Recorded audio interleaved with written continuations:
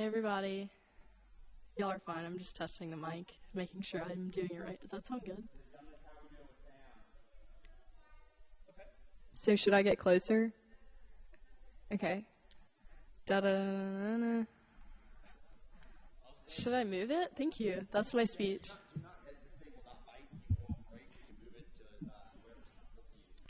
Okay, I feel like I can read it from here. Does that sound good? Okay, thanks everybody. All right.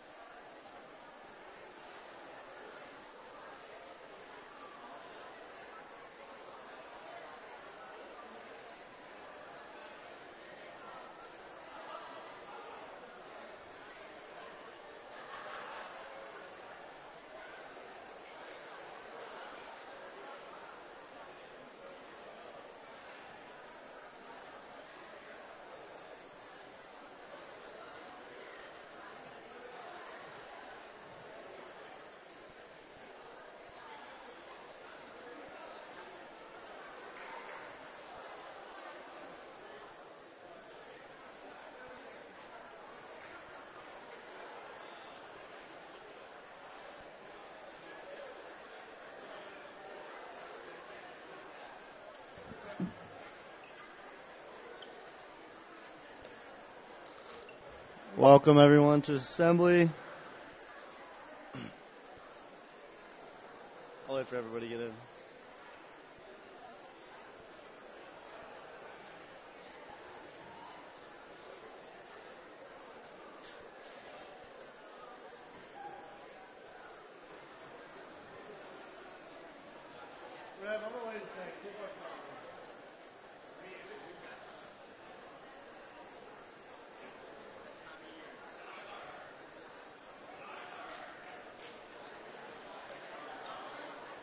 What up?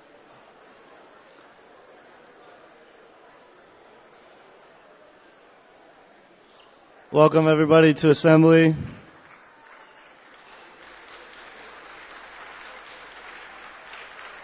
Today we have 3 senior speakers, and first up is Vivian Smith.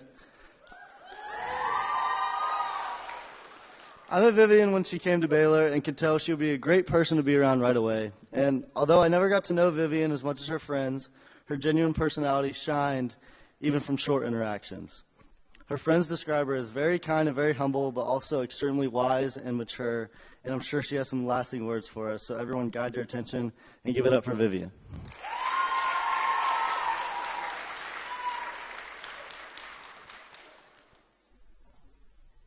Thank you, Tyler. Sorry. Mount Shasta is a mountain of the Cascade Range of Northern California with an elevation of 14,179 feet. In June of 2024, I was given the incredible opportunity to attempt climbing to the top. Most people who know me would most likely say something along the lines of, "Vivian, there is no way you're going to climb to the top." Well, I came home to them and said, "Guess who got to the top?" And as their jaws dropped to the floor, I said to them with a big smile on my face, "Not me." On June 24th, I began my journey to climb Mount Shasta while attending a Christian student leadership program called JH Ranch. For years, I dreamed of this day. For months, it was all I could think about. I hoped and prayed every day that I would make it to the top. I even got an Orange Theory membership, just to get in shape. We began our day by taking a 4-hour hike to base camp, which is around 8,000 feet in elevation. We trudged along for what felt like half of my life with a giant backpack heavy enough to take me down a few times. A cool bonus was that my boots were slightly broken, so the hook would interlock mid-step and I would go rolling down Shasta. Some would say it was the least athletic thing they'd ever seen. We finally arrived and set up camp. As I sat with my friends on the edge of a hill, I became very emotional. I saw how far I had come, but I knew that there was still so much distance ahead. However, I was still motivated. At 1:45 a.m., I woke up in high spirits despite the 3 hours of sleep I so peacefully enjoyed on the ground. I was plenty hydrated, fueled up, and ready to go. Before we left, they reminded us of the importance of eating around 400 calories every break we could take. They tried to prepare me because eating at a high elevation in the middle of the night can be very difficult, but I couldn't help but laugh. All I could think was they'd never seen me and my friends raid Ava's pantry at 2 in the morning. It turns out they were right. As we started, I was feeling great. I was awake, going at a good pace, and surprisingly, my fingers weren't numb. But about 1 hour in, I became extremely nauseated. The altitude had finally hit me. As we sat down for our first break, I pulled out my Cliff Bar to start refueling. However, this Cliff Bar and I did not quite get along at all. 3 bites in, I was rudely slapped in the face by reality saying, "You're not going to make it." And it was right. With only 6 hours left to get to the top, I knew I wasn't going to have the energy to not only get there, but to get back down to the bottom. So with a pat on the back, I started my way back down the mountain. I cried and cried as I waddled back down to base. I never thought I'd see the day where I'd be so sad while sliding down a hill like a penguin, but there I was. It was pretty pitiful, but as I returned to base camp, I wiped my tears to see the most beautiful sunrise I'd ever seen. For a few moments, I forgot about my failure. The snow glimmered as the sun hit the mountain, and the vivid colors across the sky took my breath away. I felt more tears welling in my eyes, but this time they were tears of pure joy. Everything made complete sense. God didn't have the top of the mountains in my plans, but instead, he had a beautiful creation waiting for me to delight in and surrounded me with people I loved. Now, you might be asking, "Vivian, why would you smile when you tell people that you didn't make it to the top?" Ever since going to JH Ranch, my home away from home, I've become a strong believer that everything happens for a reason, thanks to the path that our Creator has put me on. Some see this as a cliche, but I see it as my everyday motivation. I believe with all my heart that God has me right where I need to be, and I believe the same for every single one of you. If I hadn't come back down to base camp, I would have made some of the sweetest memories with some of my best friends and seen this incredible sunrise. I probably would have only gotten up another 1,000 feet and wasted more of my energy. And though my dreams of getting to the top had quickly died that day, it was easily one of the most transformative things I've ever experienced. I realized that it wasn't about getting to the top, it was about what was waiting for me in the end. So as a senior who still has her ups and downs, my advice to all of you is to trust that there is a path for you. A bad grade or grades on an A-push test or college rejection letters or missing out on a fun football game are all part of your plan. Don't let your disappointments and worries stop you from enjoying what comes along the way to where you're supposed to be. To my mom and dad, thank you for every opportunity you have blessed me with. Your never-ending love and grace has brought me so far and has shaped every part of my life. There just aren't enough words to express my gratitude, so I'll just make sure you both know that I love you. Thank you to my sister Hadley and my brother Charlie for being not only my caring and inspiring siblings, but also my best friends.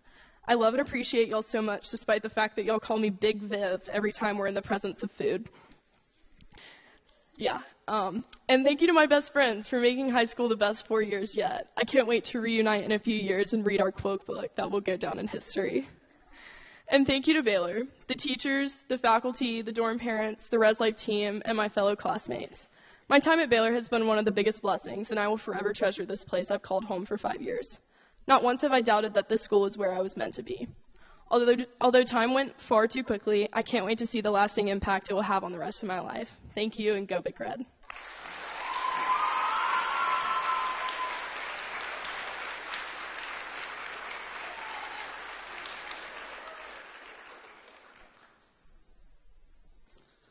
Great job, Vivian. Next up, we have Ivy Vance. I got to know Ivy back when I was in middle school, and the two biggest things I learned about her was how great of a friend she was and that she's also just hilarious.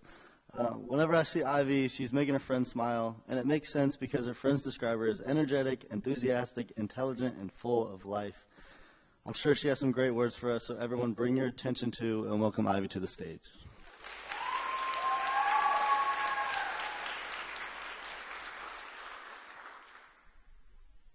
Oh, wow, there's a lot of you. Okay. Hi, and thank you so much for the introduction. My senior speech was originally supposed to be on the snow day we had back in January. I was really bummed at first about it being rescheduled, but over the last few months, my perspective on Baylor and therefore this speech has completely changed. Graduation no longer feels years away, but right around the corner. My whole life, I have been told I am just like my dad. When people say this to me, it's often not meant to be a compliment. My mom says it when I forget to bring my laundry down or put up my dishes. My brother says it to me when I won't stop talking and nagging him about soccer. And my family friends say it to me when I'm being particularly strong-willed. My dad says it to me too when I sleep through an alarm. Again. But truthfully, I can only hope to be like my dad. I can only hope to make people keel over with laughter even if they were crying just 2 seconds ago. To always stand up for what I believe in and fight for everyone to get a seat at the table. And most of all, I can only hope to fill my home one day with noise, laughter, music, and occasional yelling. I also hope to be like my mom, to dedicate my life to helping others even when it's frustrating, to love my future kids when it's easy and even more when it's hard, and to always be understanding and fiercely loyal to people I love. I hope to have my brother's kindness and humor. Some of his athleticism wouldn't hurt either. I hope to have Lainey's humility, Isabel's understanding, and Malin's loyalty. I hope to be like all my friends, to give grace to people even when they don't deserve it and expect nothing in return the way they have for me over the last 7 years, and to make everyone feel included. I hope to be like Mr. Smith, the math teacher, although my psych teacher is great too, apologies for my grade, and make everyone feel smart and loved no matter what. I hope to be like Coach Beeble and push others to do their best every single day, even if it's hard. I hope to be as understanding as Miss Griffith, as dedicated to my job as Coach Clark, and to be as warm and inviting as Miss Hattie. If my last 7 years at Baylor have taught me anything, it's that we are constantly surrounded by good and loving people who want the best for us. And we should take their traits, the ones that we look up to every day that make a constant difference in our lives, and carry that on to wherever we go next. Because that way, even though all of you can't actually come to college with me next year, a little piece of you will. Thank you to my amazing parents for all the sacrifices you have made for me, the majority of which I will never even know about, for me to be on this stage today. The greatest gift God has given me is having you two as parents. Thank you to my little brother, who is wise well beyond his years and will do just fine without me. I am so proud of you, and I know you will do great things. And finally, thank you to Baylor for an amazing 7 years, and go Big Red.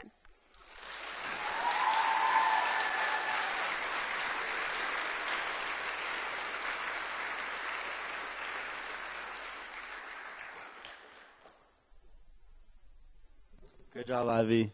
Next up, we have Johnny Sutter. Johnny is one of the most impressive people I know for many reasons. His integrity is second to none. His intelligence would impress anyone. He has a great sense of humor, and he is such a trustworthy friend that I've been blessed to know over this past year. I couldn't ask for a better boss to be the assistant to, and I know he has some incredible words for us, so everyone please give it up for Johnny.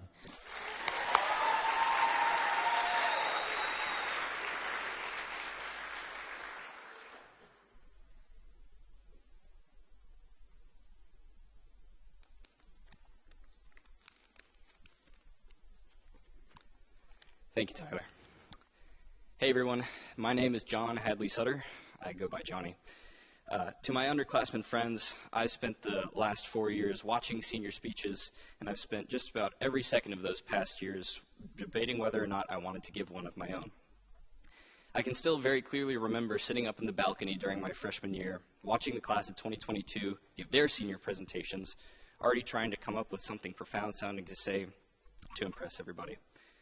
Looking back, though, I believe that my idea of giving a senior speech essentially just for the purpose of hearing my own voice over the loudspeaker represents a fundamental misunderstanding of why we give senior speeches in the first place.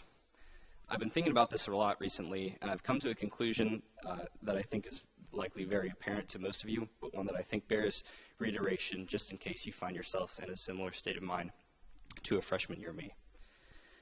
The reason that we as seniors are invited to speak is not because we, at the age of 17 or 18, have peaked in intellectual maturity and need to share our deep revelations with the world, but rather because we, more than anyone else in this world, possess the most comprehensive and up-to-date account of what it means to be a student here at the Baylor School. Now, I understand that I've only got a little bit of time to speak to you all, and I've already spent a chunk of it meandering around what I actually want to say. But what I'm getting at here is that instead of trying to blow you away with my ability to read from a thesaurus, I figured it would better serve you if I told you about some of the things from my Baylor experience which have become clear only in hindsight. I suppose I should begin with my struggle to properly assign value, to place emotional stake, to correctly prioritize what is important among the many different things we have going on as students. I really hate to be the one to break you of the idealized picture that I had of senior year, of playing hacky sack in the quad and having everything figured out. Truthfully, though, my ability to judge what is and is not important to me as a student is something I struggle with presently. For example, in a little over an hour, I'll head down to the film room to take my AP macroeconomics exam. You, no doubt, have already heard of the phenomenon where seniors at the end of their time here at Baylor start to prioritize grades less and less. And I'll be the first to admit that I have felt a strong temptation to sit back and coast for a couple months now. I've used just about the last of my stores of willpower to make it to this point, but have intentionally made a point of powering through to the very last of my exams, despite the lack of bearing that they would have on my college career, and I've done that for a couple of reasons. The first of which is simple thematic appropriateness. Seeing as I've busted my ass trying to do well in school these past 7-odd years, trying to create a version of myself that I'd be proud to present to you all, it would just feel really dissatisfying to end on such a weak note. The second is this, and it has to do with finding purpose in the less inspiring aspects of being a student here. See, what I've figured is that if I allow myself to write something off as insignificant just because it doesn't directly pertain to whatever life goal I've got in mind, i.e. getting college credit, I will have created in my mind a really horribly reductive line of reasoning that would have cheated me out of some of the most formative and rewarding experiences I've had here alongside you all. Therefore, as illogical as it may sometimes sound, I encourage you all to invest a bit of effort into these challenging parts of our lives as students just for the sake of it. Conversely, I understand just how difficult it's become to devote yourself to your studies or to your sport or both when just about every aspect of our lives as students has now got a metric tied to it. In order for me to so much as apply to college, I had to submit my GPA, my SAT, my social security number, the clubs that I was involved in when my 40 time was 431. From my experience, don't laugh at that. That's true. From my experience, it feels like everything about me has been scrutinized under a microscope. But I'd like to reassure you that the way you're perceived by the people who you care about most and your worth as a person both run much deeper than your transcript. In my remaining time, I'd also like to quickly touch on the role of tradition in our lives here as students. Tradition, routine, ritual, or whatever word you choose to describe that which we become used to doing. Tradition, of course, has the ability to strengthen relationships and to form good habits. But I think it's also vitally important to note just how harmful it can be to carry on traditions without discernible reason. I'm reminded of the story of the Guru's cat, courtesy of Mr. William Montgomery's History of World Religions class. For those of you who are unfamiliar, the story goes like this. A guru, or a teacher, invites his students to his house to meditate, but the guru owns this very noisy cat that keeps interrupting their meditation sessions. So, before each session begins, the students begin by tying up the cat with some rope and throwing it in the other room. I do not condone such behavior, but it worked for the guru and his students just fine, so they made a point of tying up the guru's cat before each meditation session, even following the guru's death. Soon following the guru's death, his beloved cat dies as well. Well, the boys get together to find a new cat to tie up, because you can't meditate without first tying up the cat. And suddenly we found ourselves maintaining a tradition that does not bring us any closer towards our initial goal of enlightenment. Now, this is kind of a silly metaphor, and I mostly wanted to share it because it has a cat in it. But what I'm trying to suggest here is that it speaks to an issue that we as students have. Ultimately, I'm suggesting that you look at your daily life and rid yourself of the traditions that bring you no joy, bring you no fulfillment, or that you're afraid to give up because you can't remember a time without them. Otherwise, you'll find yourself wasting your time working toward an end which never served you in the first place. And that's just me. That's my experience. My only hope in speaking to you all today is that I've been able to convey my experience in a way that was helpful, or at least affirming, to at least a few of you. I really did not imagine myself standing here getting a little sentimental as I look at you all collectively for what I can only imagine will be the last time, but I think that speaks to just how much I have enjoyed myself here. It's been a lot of fun, guys, and I thank you so much for having me. Tighten up.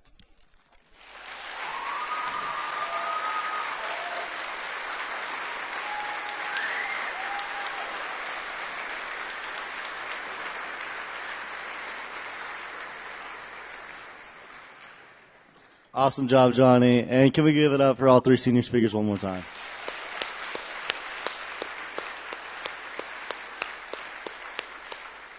Next up, we have some announcements.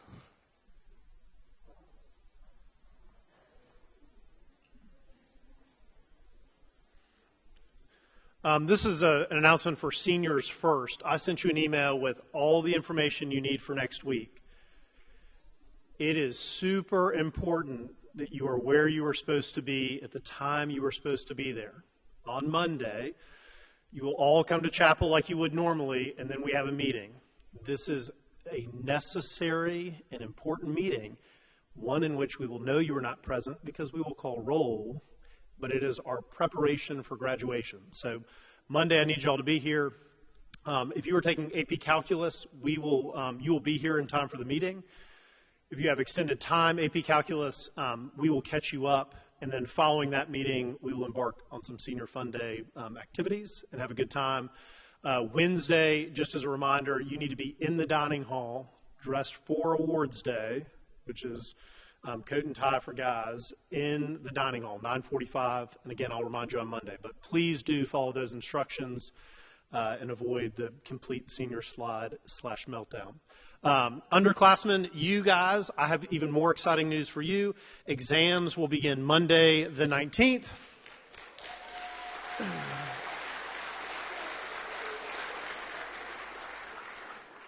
I appreciate the enthusiasm from the first 7 rows. You guys, I will send you information. Your teachers have prepared you well. A reminder that exams start at 9 a.m. in the morning and 1 p.m. in the afternoon with extra help each day from 8 to 9. Do well, finish strong, and if you have any questions, let me know. Thank you.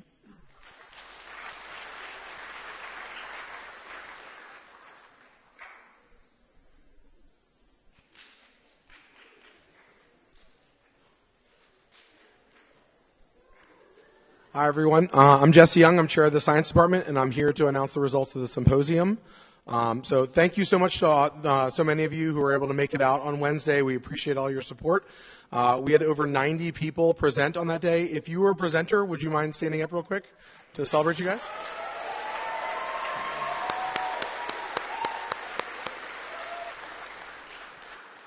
And I also acknowledge a lot of people are missing for APs right now, so great job.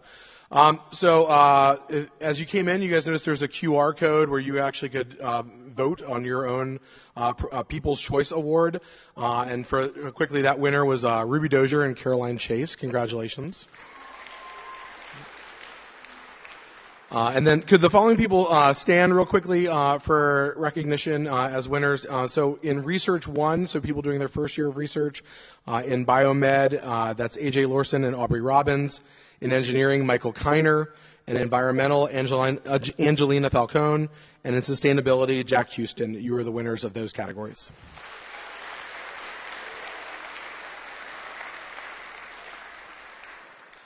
The top advanced categories, students in their second year of research. In Biomed, Daniel Bruce. In Engineering, Virginia Foster. In Environmental, Hunter Shaw. And in Sustainability, Pippa Hill. You are the winners of those categories.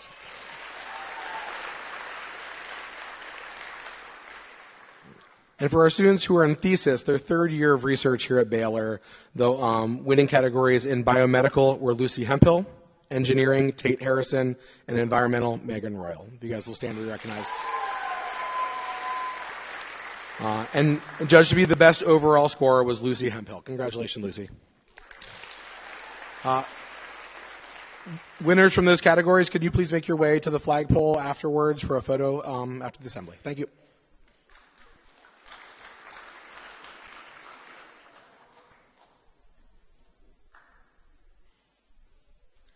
Hi everyone, I'm Maggie. I hope you'll join us this evening at 7 p.m. in the Roddy Theater for our last dance performance of the school year. The Spring Dance Collection features middle school and upper school dancers performing works choreographed by faculty and students. Come out and support the seniors in their last show on the Roddy stage. Thank you.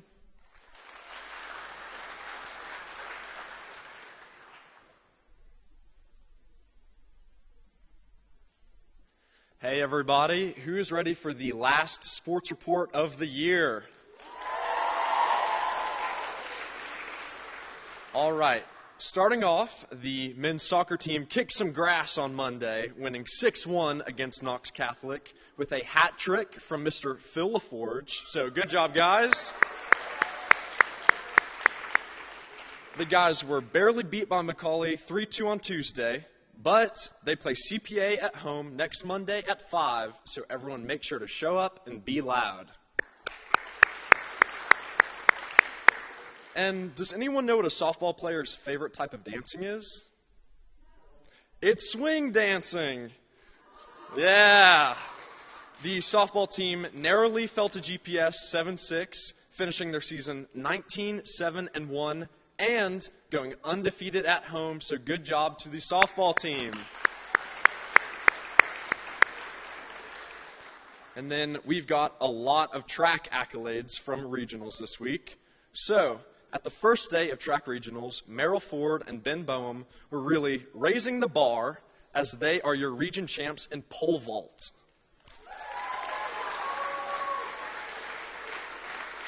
Day 2 of regionals brought along many more wins for the Fast Fearless females.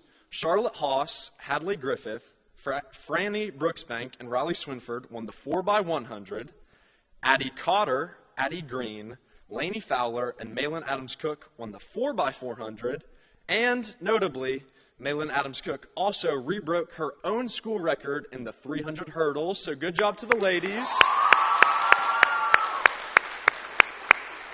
And not to be outdone, the Fast Fearless fellows had some wins.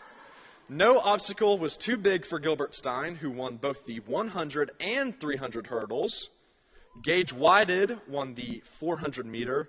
And last, but certainly not least, would Marshall McConville please stand to be recognized?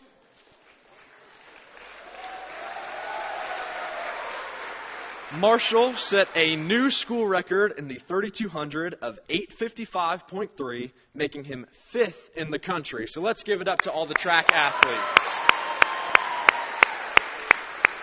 And Last but certainly not least, good luck to everyone participating in Spring Fling in the coming weeks, and thank you guys.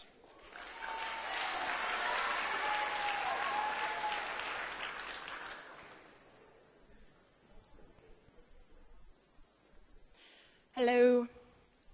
My name is Donna Marie Siegel, and I work in the communications department. Each year, the class that recently celebrated their 10-year reunion selects a faculty or staff member who influenced them in a positive way during their Baylor experience. I'm happy to represent my class of 2014 today for this special award presentation. This award is named for Conroe Miller, who was a Baylor faculty member from 1941 to 1968. The award is endowed by Charlie Sams, class of 46, and carries with it a monetary prize. When I was in 6th grade, I had the honor of participating in a music class, where my classmates and I learned, much to our parents' chagrin, how to play a recorder. In this class, I remember learning about how musicians can convey emotions and urgency from Franz Schubert's Erlkönig, and how a composer might depict a lovely spring day through musical notes from Rimsky-Korsakov's Flight of the Bumblebee. Although I did not go on to pursue music in my time at Baylor, I was much too busy taking multiple art classes a semester, and unfortunately, choir did not fit into my schedule. I was always aware of this faculty member's unwavering support for the arts. My friends would say things like, and continue to say things like, "He is the GOAT. I am who I am because of his mentorship, friendship, and wisdom." It was not until I started working at Baylor that I began to form a friendship of my own with this faculty member. Over the years, I have found great comfort in this friendship and a sense of peace in knowing that there is someone by my side who finds deep value in the arts and is willing to fight for them. He is always happy to help students find their voice and provides countless platforms to shine a light on the incredible artists at Baylor and beyond. After a vote, our class would like to present the 2024-2025 Conroe Miller Award to Vic Oakes.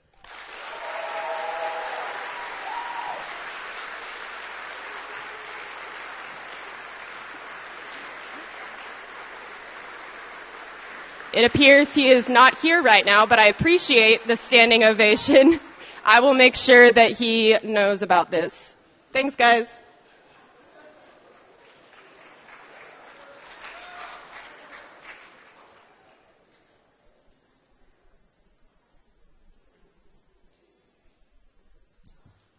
Remember, it's Friday, so we dismiss from the front. And does anybody know how many days till graduation we have, seniors?